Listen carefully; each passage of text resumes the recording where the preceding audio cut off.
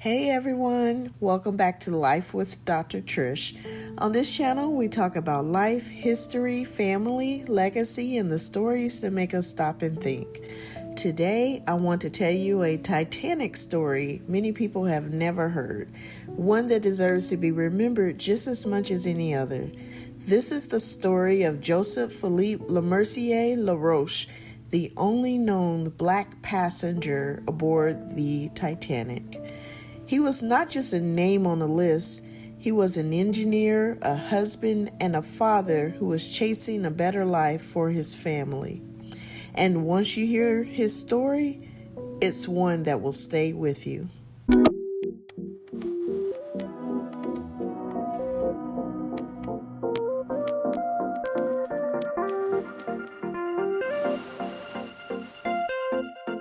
Joseph Laroche was born in 1886 in Cap Haiti, a coastal city rich in culture and history.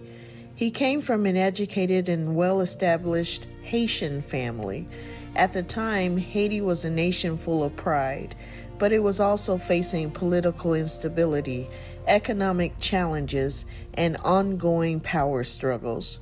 For families like Joseph's, education was the pathway to opportunity. It was common for young men of promise to be sent abroad. So around 1902, Joseph left everything he knew behind and moved to France to study engineering. He was young, ambitious, and full of hope for what his future could become. In France, Joseph built a new life from the ground up. He studied hard, earned his engineering credentials, and eventually fell in love with a French woman named Juliette Lafargue. Their love story, however, was not simple.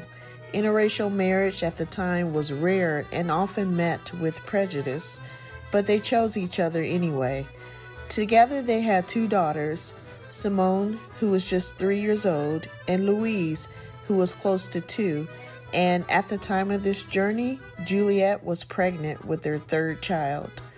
On the surface, they had everything: a loving family, education, and dreams.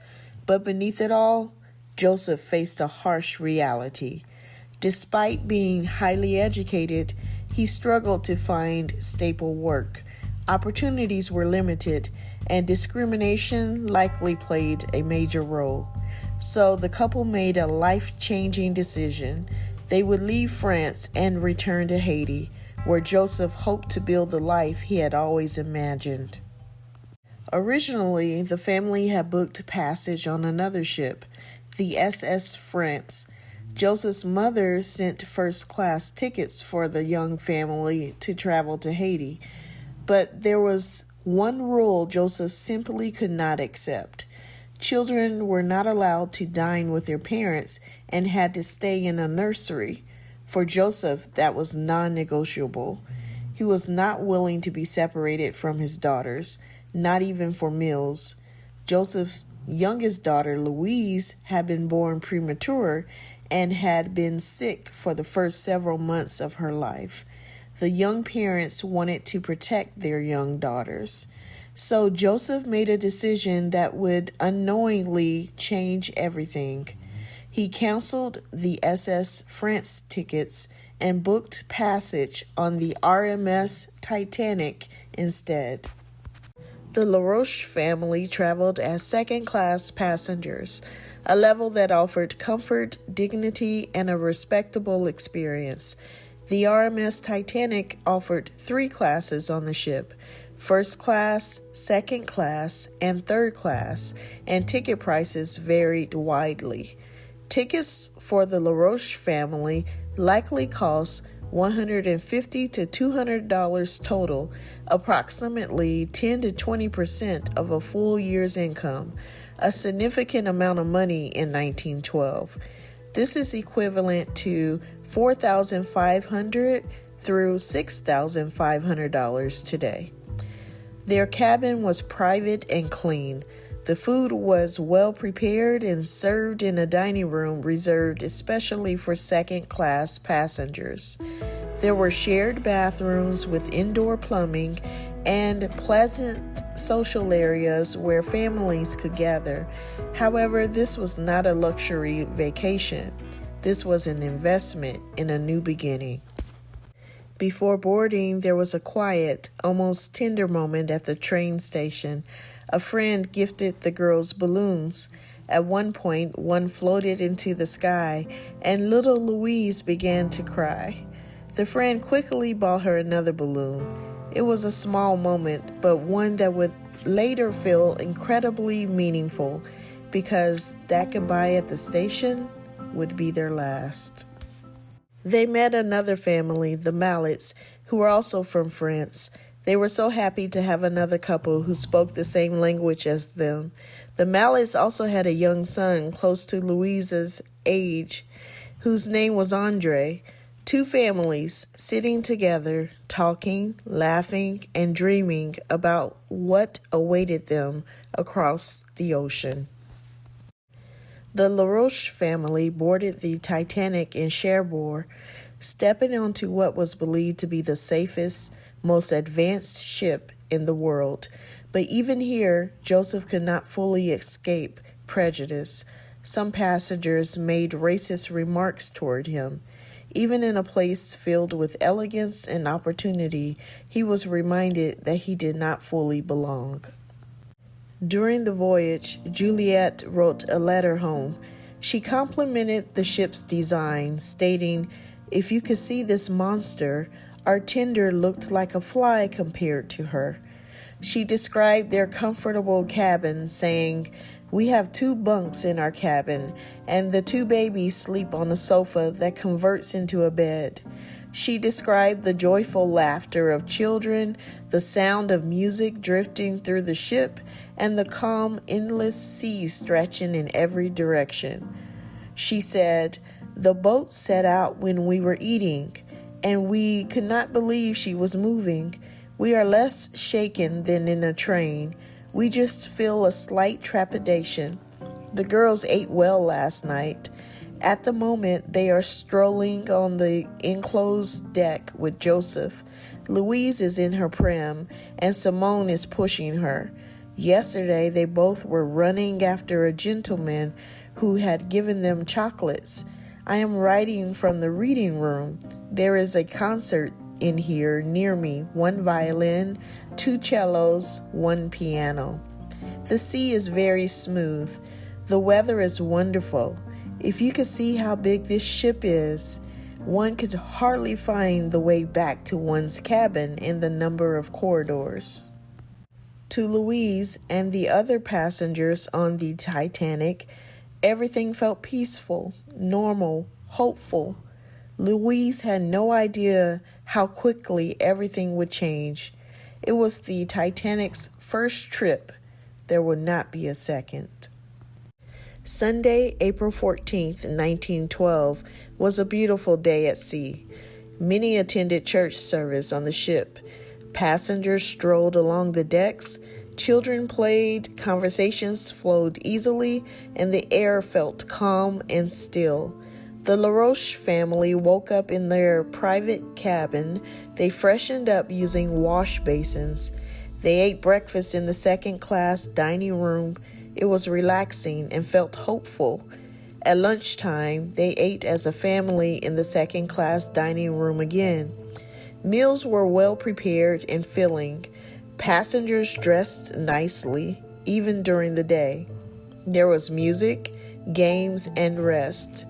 Dinner was the main social event of the day.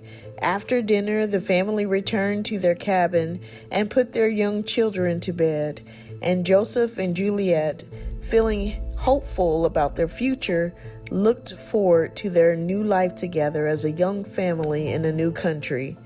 There was no sense of danger. It felt like a perfect day. At 11:40 p.m., everything changed. The Titanic struck an iceberg a little over halfway through its voyage. At first, it didn't feel catastrophic. There was no dramatic crash, no immediate panic, just confusion. But beneath the surface, the damage was severe and irreversible. Passengers were instructed to go to the deck with their life jackets. Some passengers didn't speak English and could not understand the instructions. Juliet was one of them. She followed Joseph, her husband, who spoke French and English. The order was clear: women and children first. Panic spread quickly. There were over 2,200 people on board, but only 20 lifeboats that could only hold about 1,178 people total. As panic increased, lifeboats left quicker than planned, not being filled to the max. In that moment, Joseph made the most important decision of his life. He carefully placed Juliet and his 2 daughters into a lifeboat. He reassured them. He stayed calm, and then he stayed behind. In the early hours of April 15th, the Titanic began its final descent. Survivors on nearby lifeboats remembered the lights still on in the ship, even as the ship was descending in the water. Before the descent, musicians had stayed on the ship, continually playing music in hopes to calm the people. In those final moments, they knew they would not make it. As the ship was sinking, 35 to 40 engineering officers and over 300 engine room crew stayed below deck in the boiler rooms and engine rooms and kept the steam engines and electrical generators running and maintained power for the lights and wireless radio, hoping to give passengers any possible chance to survive. These men all died. Fathers fought to survive after getting their wives on lifeboats. Joseph Laroche was one of them. At 2:20 a.m., the ship disappeared beneath the surface of the icy Atlantic Ocean. The water was freezing, so cold that most people survived only minutes after entering it. Joseph Laroche did not survive. He was 26 years old. In the darkness, Juliet sat in a lifeboat, pregnant, freezing, and holding her 2 young daughters tightly. Around her, the night was filled with desperate cries from the water, and then, slowly, silence. In that silence, she realized her husband was gone. Hours later, survivors were rescued by the RMS Carpathia. Juliet showed incredible resilience. With limited supplies, she improvised diapers for her children using napkins. She endured the cold, the grief, and the uncertainty with quiet strength. Although the original destination was Haiti, Juliet made a different choice. She returned to France. There she gave birth to their son, Joseph Laroche Jr. Now a widow, she faced the unimaginable task of raising 3 children alone. She never remarried. Each of Joseph's children carried a piece of his legacy forward. Simone lived until 1973 and never married. Louise lived a long life, passing away in 1998. Joseph Jr. grew up, became an accountant, and eventually married in 1945. Their lives were shaped by both loss and resilience. At one point, Joseph's mother traveled from Haiti to visit the family, but the visit was difficult and did not go well. Over time, Juliet received a settlement related to the Titanic disaster and used it to start a small business. She lived a long life, passing away in 1980 at the age of 90. On her grave, there is a simple but powerful inscription: "Wife of Joseph Laroche, lost at sea on the Titanic." This story is not just about the Titanic. It is about family, sacrifice, and resilience. Joseph Laroche did everything he was supposed to do. He pursued education, built a family, and chased a better future. And yet, he still faced barriers. But in his final moments, none of that mattered more than one thing: his family. Joseph Laroche did not survive, but his family did, and through them, his story continues to live on. If this story moved you, make sure you like, share, and subscribe to Life with Dr. Trish, because there are more stories like this, stories that deserve to be told. I'll see you in the next video.